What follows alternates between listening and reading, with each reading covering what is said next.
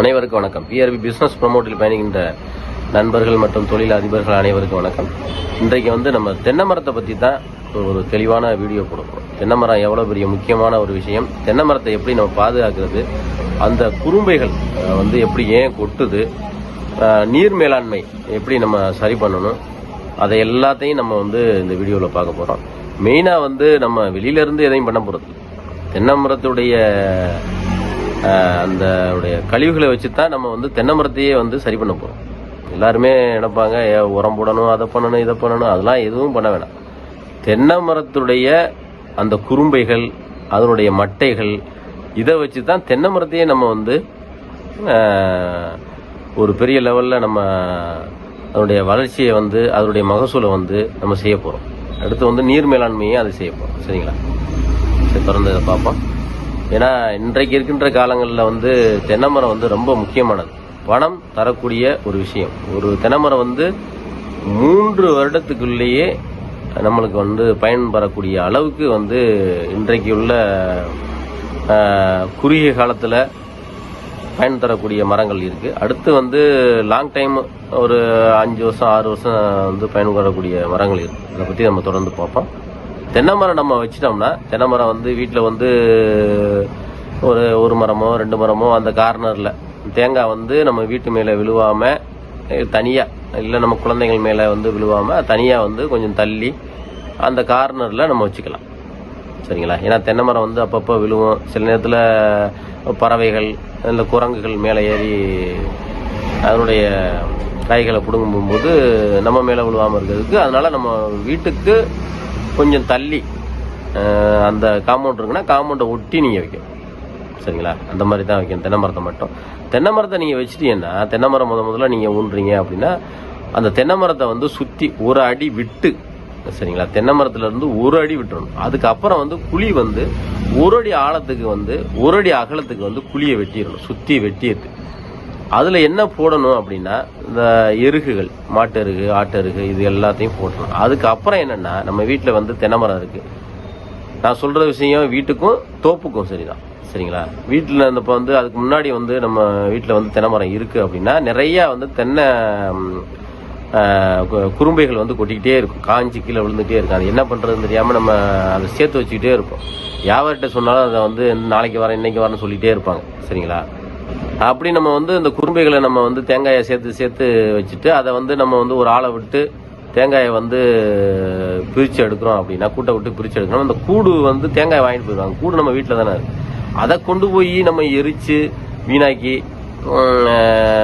அது தேவையில்லாத ஒரு வேலையாக இருக்குது. இதுக்கு ஒரு நம்ம நெருப்பு போட்டு எரிக்க வேண்டியது இருக்குது, இதை கொண்டு போய் அள்ளி கொட்ட வேண்டியது இருக்குது அப்படின்றதுலாம் நீங்கள் நினைப்போம். அதெல்லாம் இல்லாமல் நீங்கள் என்ன பண்ணுறீங்கன்னா, அந்த தேங்காயை எடுத்துகிட்டு இருக்கிற குறும்பையுடைய அதை எல்லாத்தையும் அந்த நம்ம குழி வெட்டி போட்டுருக்கணும், 1 அடி ஆழத்தில் 1 அடி அகலத்தில் வெட்டி குழியில் எல்லாத்துலேயும் நீங்கள் நிரப்பி, நீங்கள் என்ன பண்ணுறீங்கன்னா, தண்ணி விட்டால் அந்த குறும்பைகள் எல்லாமே தண்ணியை அப்சர்வ் பண்ணி வச்சுக்கணும்.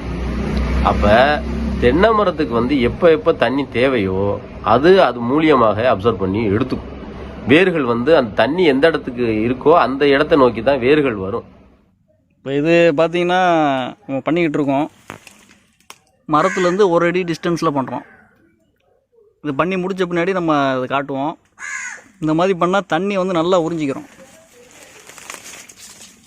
தண்ணி நல்லா அப்சர்வ் பண்ணிக்கிறோம், மரம் நல்லா செழிப்பாக வளரும். உங்களுக்கு மேலேருந்து காய் விழுந்தாலுமே நீட்டாக நீங்கள் எடுத்துக்கலாம். இங்கேயே கிடக்கும். வேறு குப்பைகள் எதுவுமே நமக்கு இல்லாத லெவலுக்கு பண்ணிடலாம். இப்போ இதுதான் பெரிய குப்பையாக இருக்குது. நிறைய பேர் இதை என்ன செய்கிறேன்னு தெரியாமல் இருக்காங்க. இது நல்ல ஒரு ஸ்ட்ராட்டஜியாக இருக்கும். மரமும் நல்ல செழிப்பாக வளரும், தண்ணி செலவு நல்ல கம்மியாகும். மூடாக்கு இது பேர். இப்போ மழைக்காலங்களில் நல்லா மழை பெய்யும். அந்த டயத்தில் தண்ணியை நல்லா ஃபில் பண்ணி வச்சுக்கிறோம். இப்போ தென்னை மரத்தில் இந்த குறும்பையெல்லாம் பார்த்திங்கன்னா மேக்ஸிமம் ஒன்று எரிக்கிறாங்க, இல்லை என்கிட்ட அள்ளி போடணும், இல்லை மிஷினை வச்சு பவுடர் ஆக்கணுன்ற மெத்தடில் தான் பண்ணிகிட்ருக்காங்க. ஆனால் இந்த மெத்தடில் பண்ணோம்னா நமக்கு தண்ணி இதிலே தக்க வச்சுக்கிறோம். அது மட்டும் இல்லாத மரம் செழிப்பாக வளரும், இடங்களும் அடைக்காது. இந்த குப்பைகள் பார்த்திங்கன்னா நிறைய இடத்த அடைக்கிது. இந்த மெத்தடில் பண்ணால் நமக்கு நல்ல பெனிஃபிட் இருக்குது. இது பார்த்திங்கன்னா மரத்தை விட்டு நமக்கு ஒரு அடி கேப்பில் பண்ணணும், வேரை ஒட்டி போயிடக்கூடாது. இந்த மெத்தட் ஃபாலோ பண்ணிங்கன்னா தென்னை மரம் வச்சுருக்க எல்லாருக்கும் நல்ல பெனிஃபிட்டாக இருக்கும். மேலும் தகவல் தேவைப்படுதுன்னா நம்மளை கான்டாக்ட் பண்ணுங்கள். தென்னை மரம் ஆலோசனைகள் வந்து இது பண்ணுவோம், எப்படி ப்ராப்பராக வளர்க்குறது, இந்த இதெல்லாம் எப்படி பண்ணுறது அப்படிங்கிறது. இப்போ இதெல்லாம் பார்த்திங்கன்னா இந்த மாதிரி இடத்த அடைச்சிக்கிட்டு இருக்குது. தென்னை மரத்துலேருந்து ஒரு அடி விட்டு ஏன் நம்ம வந்து அதை மூட சொல்கிறோம்னா, இப்போ கரையான் அரித்து இது பாதிக்கப்பட்டது அப்படின்னா அந்த கரையான் தென்னை மரத்தில் வந்து படாது. ஒரு அடி நம்ம கேப் விட்ருக்கோம். இப்போ இந்த கேப் எதுக்குன்னா, சப்போஸ் கரையான் வந்து இதில் ஏறுனுச்சு அப்படின்னா மரத்துக்கு எந்த விதமான பாதிப்பும் வரக்கூடாது அப்படிங்கிற அடிப்படையில் தான் இதை நம்ம வந்து பண்ணியிருக்கோம். இது ஒரு நல்ல ஸ்ட்ராட்டஜி, நல்ல மெத்தடு. தென்னை மரம் வச்சுருக்க எல்லோரும் இதை பயன்படுத்துங்க, பயன்பெறுங்க, நல்லா அருமையாக இருக்கும். நிறைய பேர் யோசிச்சுட்டு இருப்பீங்க, இந்த மாதிரி வந்து கும்பல் சேர்ந்துருச்சுன்னா என்ன பண்ணுறது அப்படின்னு. இது உரிச்சு போட்டிருப்பீங்க, அது இந்த மெத்தடில் வந்து பயன்படுத்திக்கலாம். தேங்காயிலேருந்து பிரித்து எடுத்த பின்னாடி இந்த கும்பல் வந்து இந்த மாதிரி கிடக்கும், குறும்பைகள். இதை என்ன பண்ணலாம், நம்ம என்ன பண்ணியிருக்கோம் அப்படிங்கிறத இப்போ நம்ம வந்து காட்ட போகிறோம். இந்த மாதிரி மூடாக்கு அப்படிங்கிற முறையில் வந்து நம்ம அடுக்கியிருக்கோம். அடுக்கிட்டு இந்த மாதிரி மண்ணை போட்டிருக்கோம். இது குறைஞ்சது 1.5 வருஷம் 2 வருஷமாவது இருக்கும். இது இப்படியே இருக்கும். என்ன வேலை செய்யும்னா, தண்ணி வந்து நல்லா அப்சர்வ் பண்ணிக்கிறோம். மரத்துக்கு தேவையான தண்ணி இதுலேருந்தே கிடச்சிரும். அந்தளவுக்கு இது உரியக்கூடிய தன்மை இருக்குது. இதுக்கு இடத்த அடைக்கிறத விட இந்த மாதிரி பண்ணிட்டோம்னா சிறப்பாக இருக்கும். இந்த மரத்துக்கு தேவையான தண்ணியுமே இது வந்து நமக்கு கொடுத்துரும். இந்த மாதிரி தான் நம்ம பண்ணியிருக்கோம். அடிக்கிட்டு மண்ணை வந்து நம்ம போட்டிருக்கோம். அதுக்கப்புறம் இருக்கக்கூடிய மட்டைகள், குப்பைகள்லாம் வந்து இந்த மாதிரி வெட்டி நம்ம போட்டலாம். வெட்டி போட்டுட்டோம்னா தண்ணியில் ஊறி ஆட்டோமேட்டிக்காக மக்க ஆரம்பிச்சிரும். இயற்கையாக மக்கக்கூடிய திரவமும் நம்மள்ட்ட இருக்குது. அதனால் தேவைப்படுறவங்க பிஆர்பி பிஸ்னஸ் ப்ரொமோட்டர்ஸை கான்டாக்ட் பண்ணுங்கள். தென்னை மர ஆலோசனைகள், எப்படி வந்து முறைப்படி நம்ம தென்னை மரத்தை பராமரிக்கிறது, மற்ற விவசாயங்கள் எப்படி பண்ணுறது, இது எல்லாமே நம்ம வந்து சொல்லிக் கொடுப்போம். அதனால் தேவைப்படுறவங்க தொடர்பு கொள்ளுங்க. எளிமையான முறையில், இயற்கையான முறையில் எப்படி மக்கிறது அப்படிங்கிறத பற்றி நம்ம அடுத்தடுத்த வீடியோக்களில் பார்ப்போம்.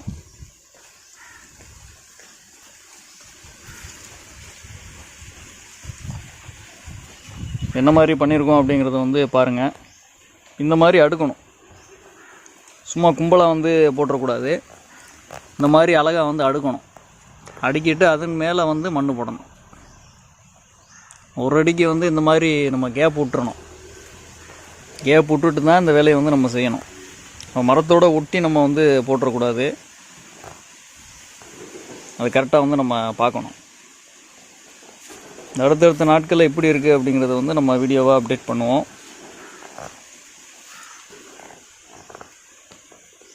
நல்லா பாருங்கள் எப்படி பண்ணியிருக்கோம் அப்படிங்கிறது. இந்த மரத்துக்கு அவ்வளோ தண்ணி வந்து இதுலேருந்து கிடைக்கும்.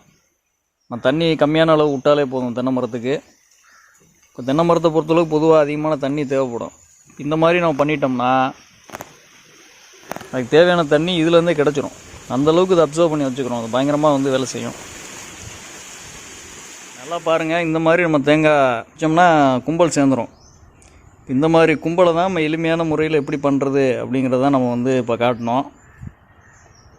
ஒரு மரத்துக்கிட்டே நிறையா வந்து நம்ம புதைக்க முடியும். அது கரெக்டாக அடுக்கணும். நம்ம சொல்கிற மெத்தடில் வந்து கரெக்டாக அடுக்கணும். கும்பலாக வந்து நம்ம குமிச்சு போட்டுறக்கூடாது. கரெக்டாக அடுக்கி வச்சோம்னா அது சரியாக வேலை செய்யும். ஒன் பை ஒன்னாக லேயராக நம்ம வந்து அடுக்கணும். அடுக்கணும்னா தண்ணி வந்து அவ்வளோ வாங்கி வச்சுக்கிறோம். மரத்துக்கு தேவையான தண்ணி இதுவே வந்து கொடுத்துரும். நம்ம ரொம்ப கம்மியான அளவு தண்ணி கொடுத்தாலே போதும். மரம் வந்து செழிப்பாக நல்லா வந்து ஆரோக்கியமாக இருக்கும்.